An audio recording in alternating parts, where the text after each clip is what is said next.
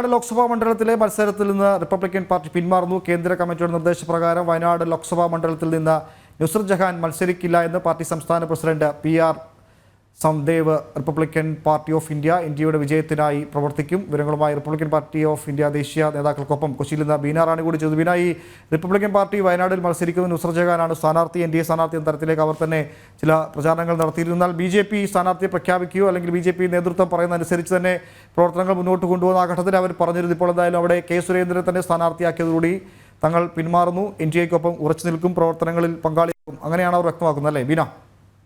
ഉമേഷ്, ലോക്സഭാ തെരഞ്ഞെടുപ്പിനോടനുബന്ധിച്ച് ഏറ്റവും ഒടുവിൽ NDA സ്ഥാനാർത്ഥികളെ പ്രഖ്യാപിച്ച ഒരു മണ്ഡലം കൂടിയാണ് വയനാട് ലോക്സഭാ മണ്ഡലം.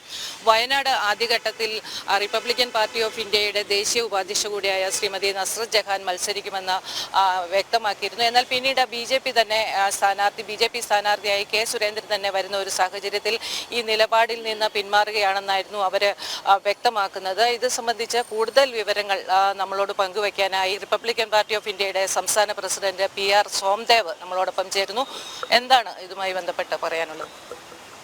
NDA കേന്ദ്ര നേതൃത്വം കൃത്യമായിട്ടുള്ളൊരു ചർച്ച ഞങ്ങളുടെ പാർട്ടി നേതൃത്വമായിട്ട് നടത്തുകയും അതിൻ്റെ ഭാഗമായിട്ട് ചില തീരുമാനങ്ങൾ കൈക്കൊള്ളുകയും ചെയ്തു. അതിനുശേഷം ഞങ്ങളുടെ പാർട്ടിയുടെ നാഷണൽ എക്സിക്യൂട്ടീവ് തീരുമാനപ്രകാരം ഞങ്ങളുടെ സ്ഥാനാർത്ഥിയായിട്ടുള്ള ശ്രീമതി നുസ്രത് ജഹാൻ ഇപ്രാവശ്യം വയനാട്ടിൽ മത്സരിക്കില്ല. ഞങ്ങൾ ആ ഒരു നിലപാടിലാണ് ഇനി മുന്നോട്ട് പോകാൻ പോകുന്നത്. കാരണം അതൊരു NDA ശക്തിപ്പെടുത്തുന്ന ഒരു യാത്രയാണ് മോദിജി തുടങ്ങി വെച്ചിട്ടുള്ളത്.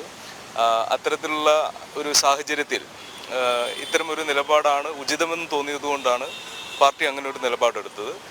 ഞങ്ങളെ ഔപചാരികമായിട്ട് ശ്രീ രാംദാസ് അത്തേവാലെ, അദ്ദേഹം പാർട്ടിയുടെ ദേശീയ അധ്യക്ഷനാണ്, ഔപചാരികമായിട്ട് അറിയിച്ചതിൻ്റെ ഭാഗമായിട്ടാണ് ഇത്തരമൊരു സ്റ്റേറ്റ്മെൻറ്റ് ഒഫീഷ്യലായിട്ട് നിങ്ങൾക്ക് നൽകുന്നത്.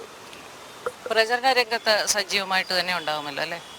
പ്രചരണ രംഗത്ത് കൃത്യമായിട്ടുള്ള നിർദ്ദേശം കേന്ദ്ര സമിതിയിൽ നിന്ന് വ്യക്തമായിട്ടുള്ള ഒരു ഡയറക്ഷനോട് കൂടി കിട്ടുകയാണെങ്കിൽ തീർച്ചയായിട്ടും ഞങ്ങൾ സഹകരിക്കും. അതിൽ യാതൊരു തർക്കവുമില്ല. തീർച്ചയായും ശ്രീമതി നസ്രത് ജഹാന് ഇതിനെക്കുറിച്ച് പറയാനുണ്ടാവുമല്ലോ, എന്തായിരിക്കും? അതെ, റിപ്പബ്ലിക്കൻ പാർട്ടി ഓഫ് ഇന്ത്യയുടെ നാഷണൽ പ്രസിഡന്റ് ശ്രീ രാംദാസ് അഠാവലെ നിർദ്ദേശിച്ച പ്രകാരമാണ് ഞാൻ ഈ ഒരു സ്ഥാനാർത്ഥിത്വം ഏറ്റെടുത്തതും അതിന് വേണ്ട കാര്യങ്ങൾ ചെയ്തു തുടങ്ങിയത്. അപ്പോൾ പാർട്ടിയുടെ നിർദ്ദേശം തന്നെ കേന്ദ്ര NDA ഭാഗമായ റിപ്പബ്ലിക്കൻ പാർട്ടി ഓഫ് ഇന്ത്യക്ക് കേന്ദ്ര നേതൃത്വത്തിൽ നിന്ന് വന്ന തീരുമാനം അവർ കൂടി ആലോചിച്ച് പാർട്ടിയുടെ പ്രസിഡന്റ് തന്നെ വയനാട്ടിൽ മത്സരിക്കാൻ വരുമ്പോൾ അവിടെ നമ്മൾ NDAനെ ശക്തിപ്പെടുത്താൻ വേണ്ടി റിപ്പബ്ലിക്കൻ പാർട്ടി ഓഫ് ഇന്ത്യയിൽ കയറിയ ഞാൻ, നരേന്ദ്രമോദിക്കൊപ്പം നിൽക്കേണ്ട ഞാൻ എന്നും പാർട്ടിയുടെ കേന്ദ്ര നേതൃത്വത്തിൻ്റെ അംഗീകാരത്തോടുള്ള കാര്യങ്ങൾ മാത്രമേ ചെയ്യാവൂന്നെന്ന് ഉറച്ചു വിശ്വസിക്കുന്നതിനാൽ അവരെ നിർദ്ദേശമനുസരിച്ച് ഇപ്പോൾ തൽക്കാലം സ്ഥാനാർത്ഥിത്വത്തിൽ നിന്ന് പിൻവാങ്ങുന്നു. പക്ഷേ വയനാട്ടിലെ ജനങ്ങൾക്കൊപ്പം NDA സർക്കാരിനൊപ്പം ശക്തമായി നരേന്ദ്രമോദിയുടെ നാരീശക്തിയും ന്യൂനപക്ഷങ്ങൾക്കുള്ള